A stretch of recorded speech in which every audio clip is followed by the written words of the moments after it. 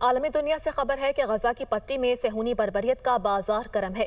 اسرائیلی وزیر اعظم کا جنگی جنون کم نہ ہو سکا۔ نیتن یاہو نے غزہ میں جنگ کو مزید وسعت دینے کا اعلان کر دیا۔ 24 گھنٹوں کے دوران مزید 87 فلسطینی شہید، 644 زخمی ہو گئے۔ عرب میڈیا کے مطابق صہیونی حملوں میں 52 امداد کے متلاشی بھی شہید ہو گئے۔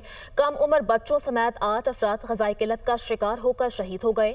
بھوک کا شکار ہو کر جاں بحق ہونے والے 188 افراد میں 94 بچے شامل ہیں۔ گزشتہ اسرائیلی حملوں کے بعد ملبے سے 8 لاشیں نکالی جا چکی ہیں۔ شہداء کی مجموعی تعداد 61,020 ہو گئی، جبکہ 1,50,671 فلسطینی اب تک زخمی ہو چکے ہیں۔ UN کا کہنا ہے کہ غزہ میں ہر گزرتا لمحہ ایک اور فلسطینی بچے کی جان لے رہا ہے۔ اسرائیلی بمباری اور امداد کی کمی کے باعث روزانہ 28 بچے شہید ہو رہے ہیں، جبکہ غزہ میں روزانہ 500 سے زائد خوراک اور امدادی سامان سے بھرے ٹرکس کی ضرورت ہے۔